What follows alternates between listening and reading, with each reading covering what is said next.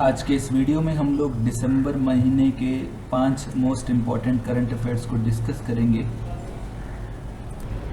ये current affairs आपके mega DSC के एग्ज़ाम और ग्रुप 2 के एग्ज़ाम के लिए काफ़ी ज़्यादा इम्पॉर्टेंट है। तो चलिए वन बाय वन हमारा जो करंट अफेयर है, जो पहला दिसंबर महीने का, आप तो जानते हैं कि 3 दिसंबर को रिज़ल्ट आया था और बीआरएस हुकूमत का खात्मा हो गया। तो कांग्रेस की हुकूमत को जो है इख्तिदार मिला, तो रेवंत रेड्डी जो है चीफ मिनिस्टर के तौर पे हलफ लिए और उनके साथ 11 मिनिस्टर्स भी हलफ लिए। यहाँ पे सिर्फ इतना इम्पॉर्टेंट है कि कौन हलफ दिलाए, तो उस वक्त के गवर्नर तमिलिसाई सौंदरराजन, इन्होंने हलफ दिलाया।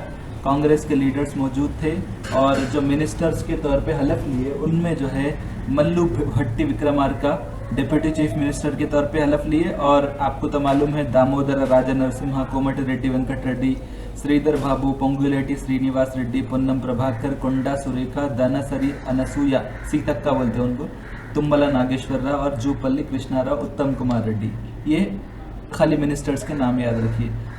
उस वक्त जब ये लोग हलफ लिए तो पोर्टफोलियो अलॉट नहीं हुआ था, तो आपके पास अभी तो सब कौन मिनिस्टर है क्या है, इतना तो एक जनरल नॉलेज रखिए कि कौन किसको कौन सा कलमदान सौंपा गया।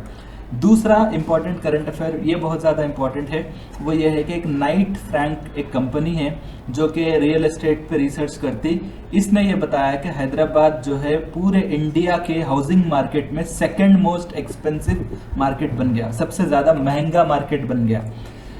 यहाँ पे ये बता रहे हैं, ये इसलिए इम्पोर्टेंट है कि इंडिया के रियल एस्टेट में हैदराबाद नंबर 2 पे पहुंच गया एक्सपेंसिव हाउसिंग मार्केट में। मतलब पुरतायुश मकानात जो बनते हैं, जिनकी ज़्यादा कीमत रहती है, वैसे मकानात को बनाने में हैदराबाद सेकंड रैंक पे है। तो और एक उसी रिपोर्ट में ये बताया गया कि अफोर्डेबिलिटी इंडेक्स का मतलब ये रहता है कि एक आम आदमी फला शहर में क्या घर खरीद सकता है या नहीं खरीद सकता, तो ये 30% रहा। तो यहाँ पे 30% का मतलब क्या है, अफोर्डेबिलिटी इंडेक्स। करंट अफेयर्स में ऐसे चीज़ें समझना ज़रूरी होता है। अफोर्डेबिलिटी इंडेक्स में 30% मतलब ये है कि एक हाउस होल्ड, एक फैमिली, एक ख़ानदान, एक घर को जो है अपने आमदनी का 30% हिस्सा जो है एक घर हासिल करने पे लगाना पड़ रहा है। तो ये एक जनरल बात बता रहा हूँ, ये लिमिटेड रिपोर्ट रहता है, लेकिन अगर आप आम घरों को देखें तो अपना 50% हिस्सा जो है सिर्फ किराया पे करने पे लगा देते, आम तौर पे बता रहा हूँ। तो ये एक जनरल रिपोर्ट है कि भाई अफोर्डेबिलिटी इंडेक्स जो है 30% रह गया। तो ये यहाँ पे ये बता रहा है कि आने वाले दिनों में इकोनॉमिक ग्रोथ और बढ़ेगा और इंटरेस्ट रेट और कम होंगे, तो हो सकता है कि जो अफोर्डेबिलिटी इंडेक्स है ये और बेहतर हो सकता, क्योंकि जब इंटरेस्ट रेट कम होते तो आम आदमी के लिए थोड़ा घर खरीदना आसान होता। तीसरा जो है ये भी बहुत बहुत ज़्यादा इंपॉर्टेंट है, fish production in Telangana grow कर दिया। मतलब तेलंगाना में जो मछलियों का जो प्रोडक्शन है वो 119% बढ़ गया।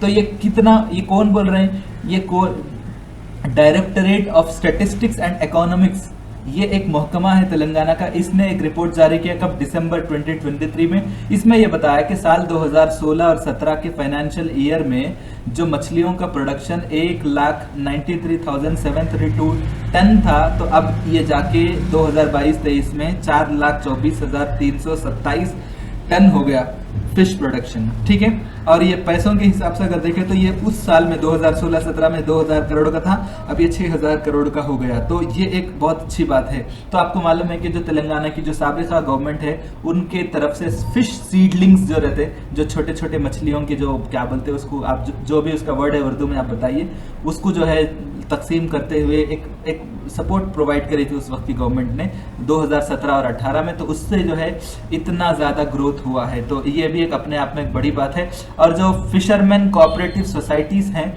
वो भी जो है पहले के मुकाबले में 15% बढ़ गए हैं। ठीक है, और मेंबरशिप 8% बढ़ गई। इसी तरह प्रॉन कल्टीवेशन भी जो है पहले 14,000 टन था और अब जाके मतलब इतना बढ़ गया, 14,142 टन हो गया, जिसका वैल्यू जो है तेलंगाना में 465 करोड़ रुपए है।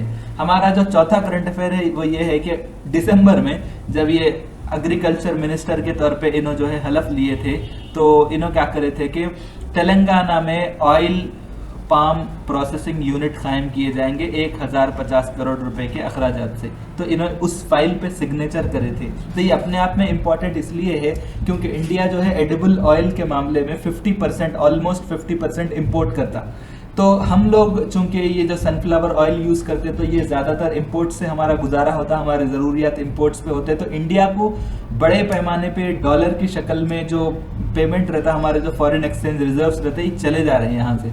तो ये बहुत ज़्यादा नुकसान कर रहा है इंडिया को। एक तो पेट्रोल, दूसरा जो है खाने पीने में एडिबल ऑयल पे इतना हम लोग पैसा लगा रहे हैं। तो इंडिया को अगर आत्मनिर्भर बनना है आने वाले दिनों में, तो ज़रूरी है कि हम एडिबल ऑयल के मामले में हम अपने ज़रूरियात को हम खुद अपने मुल्क में बगैर दूसरे मुल्क के सपोर्ट के पूरा करें। तो उस पॉइंट ऑफ व्यू में ये बहुत ज़्यादा इंपॉर्टेंट है।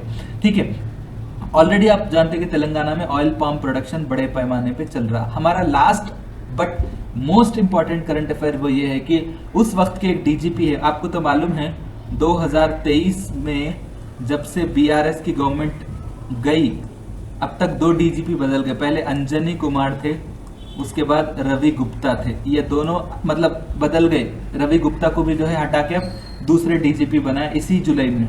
ठीक है, जुलाई, अभी ये वीडियो हम लोग जुलाई 2024 में बना रहे, 6 महीने पुराना करंट अफेयर है। उस वक्त के जो डीजीपी है अंजनी कुमार को तो इलेक्शन कमीशन की तरफ से हटा दिया रिजल्ट के दिन, उसके बाद रवि गुप्ता डीजीपी बने थे। तो ये डीजीपी है रवि गुप्ता। तो इन्हों क्या करें, क्राइम इन तेलंगाना, मतलब साल 2022 में कितने क्राइम्स हुए, क्या है उसका पूरा डेटा जारी करे थे। तो क्या हुआ, इसमें कुछ खास बातें हैं, आपको याद रखना जरूरी है कि साइबर क्राइम जो रहता, गूगल पे ये करो, ये लिंक क्लिक करो, ऐसा करो, वैसा करो, ये पूरे और भी साइबर क्राइम बहुत शक्लों में होता है। ये सिर्फ मैं एक फाइनेंशियल बात बता रहा हूँ। ये साइबर क्राइम्स जो है 48% बढ़ गए साल 2021 के मुकाबले में साल 2022 में। ये अपने आप में बहुत अफसोस की बात है। और इसी तरह इकोनॉमिक ऑफेंसेस जो रहते, मतलब जो मालियाती जराइम रहते, वो जो है सेम गुज़िश्ता साल के मुकाबले में, साल 2022 में 21 के मुकाबले में 22 में 41.37% का इजाफा हो गया। चीटिंग केसेस ये भी जो है 43% इजाफा हो गया।